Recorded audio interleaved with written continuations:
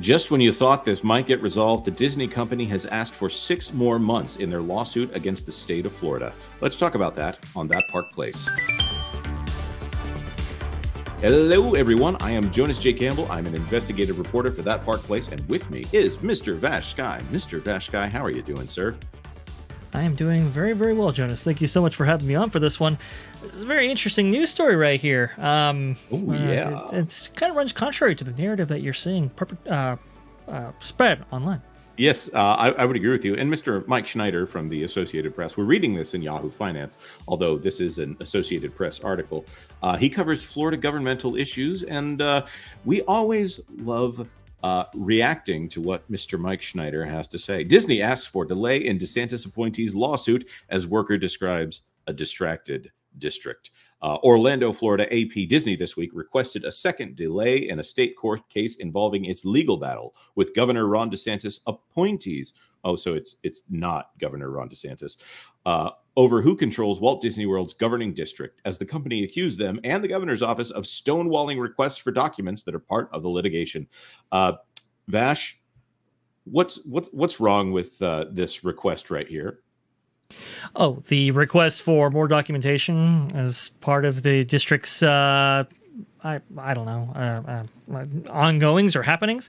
It's kind of interesting because it's, you know, this allegation that, oh, what are they hiding, as we heard from, I believe, counsel representing Disney, is a little confession through projection to me. Right? It's a little like, what are you hiding? Because I don't think the board is hiding much of anything. In fact, they've been extremely transparent, more transparent than I've ever seen this region of Central Florida. Yes, if you watch how Martin Garcia runs those meetings, he lets everybody have their day at the stand. He welcomes comment. It's great to watch him. And I suggest, by the way, all those SIFTOD meetings are publicly available on this platform. If you're watching this on YouTube, you can go check them out right now and just watch every minute of it. And he often talks about welcoming more people to have their say. And he's always very respectful, even when some people are less than respectful to him. Right. But as the audit has pointed out, it seems like Disney themselves have a lot more to hide necessarily than SIFTOD as it currently exists. Now, as far as this records request goes, it sounds like the board has complied with the records requests up to a certain point, but has denied access to their personal emails and cell phone correspondence. And there's some debate as to whether or not that is actually going to be turned over, because, you know, would you want the Walt Disney Company having your cell phone and all of the contents of it, Vash? Probably not, especially when you know the type of the influence Disney has in that region of Central Florida. Exactly. The entertainment giant's request came as a district employee said in a deposition that the takeover of the district's board by DeSantis appointed last year and its subsequent politicization, because it wasn't political before when Disney fully controlled a government entity, has caused around 50 of its 370 employees to leave. The board has a scheduled monthly meeting Wednesday. So we're missing that today. You can maybe go watch that if you want to see what happened. There was a very, very politically motivated board, and I know we try not to acknowledge that, but that is a huge reason why a lot of people are leaving. Aaron O'Donnell, the district's public records administrator, said in a deposition, sections of which were filed in court last week. I'm going to guess that Aaron O'Donnell might be one of the people that left. Other people may have had their own issues with leadership, but a lot of people have left just due to the entire shakeup of the district. So the leadership, which was under the control of Disney, was replaced with leadership which was under control of the state of Florida. By the way, DeSantis appointed them, and then the Florida state legislature approved them. So this Correct. is, you know, saying that they were appointed by DeSantis. He did pick them, but they had to be approved. And also some people have stepped down for one reason or another.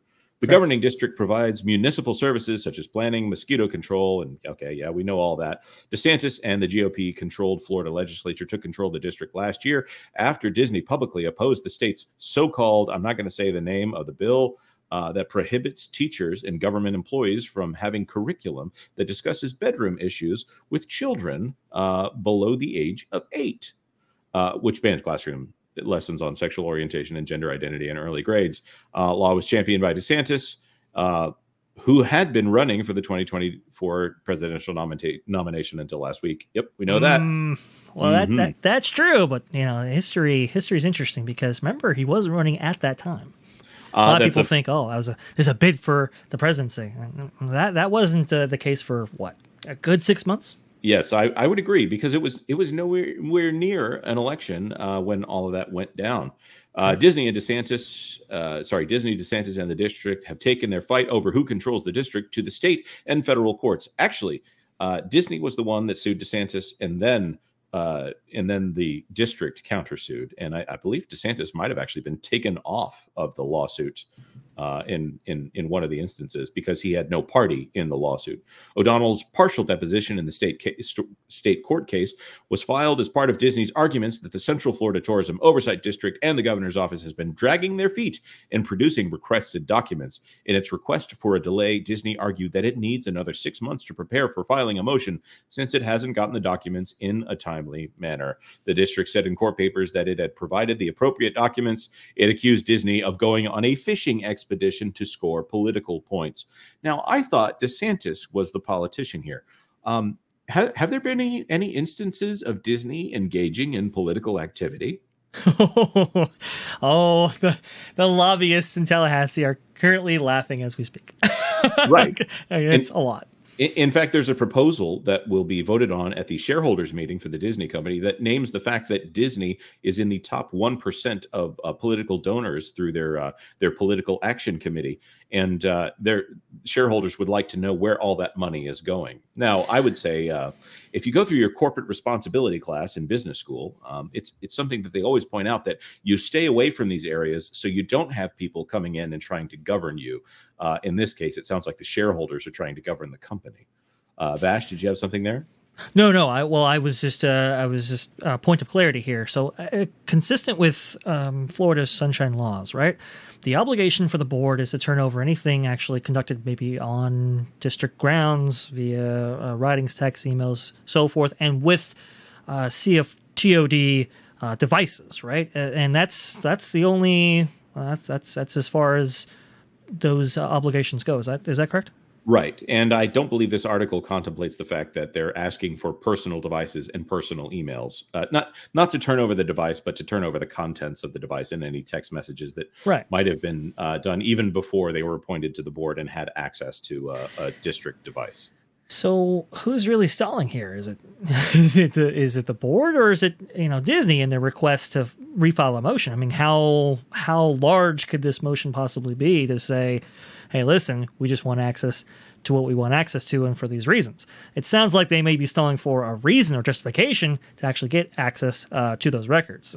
Am I off base here? No, I think you're right. And right here it says that DeSantis' office hadn't produced a single requested document. I wonder, who are they referring to when they say DeSantis' office? Are they referring to CFTOD here? Because that's not DeSantis' office. Right. One side is saying that they relied on excuses that are inconsistent and unbelievable, and another side saying that the requests were broad and unwieldy. So this sounds like they have a disagreement as to, this sounds actually pretty standard when you have a giant corporation going up against the government. You're going to have disagreement between lawyers as to which is appropriate. And I'll just say it, and I'm not saying that bias is a bad thing, but let's be clear in our biases here. This person from the Associated Press is obviously siding with Disney and wants to shame DeSantis for not handing over everything. I don't know that it will help them that much, because I think that they prohibited Disney from doing things that were allegedly illegal. I think that the illegal things that they were allegedly doing, I should say, it's a good thing that they were stopped from doing them for their own sake and for the sake of their employees. Now, there are some other issues here that are really unfortunate. They bring in Bridget Ziegler. So some procedures that had been ad hoc had been formalized by the new leadership, she added, but the attention given to the shakeup and the backgrounds of the DeSantis appointees have been distracting. So they're saying it's distracting while they're bringing it up and making sure that the whole world knows about these distracting issues. Among those appointees is Bridget Ziegler, a co-founder of the conservative activist group Moms for Liberty, who has been accused of hypocrisy after admitting to a adult relationship that she and her husband had with another woman, even as they opposed LGBTQ plus rights. that's an interesting statement there, but Right. it really doesn't have any relevance according to the legal disagreement here. And here's where it gets interesting. Last week, Sarasota police cleared her husband, Christian Ziegler, of a very serious allegation that I'm not going to read involving the woman, but they asked prosecutors to charge him, but said they asked prosecutors to charge him with illegally recording a video of the encounter he had with her. So they dropped the charges, presumably because of video that he produced, proving that that was not the case. And then the video that exonerated him is now being used to say, well, you recorded me surreptitiously here. And I guess that's anyone's debate as to whether or not I don't want to see the video.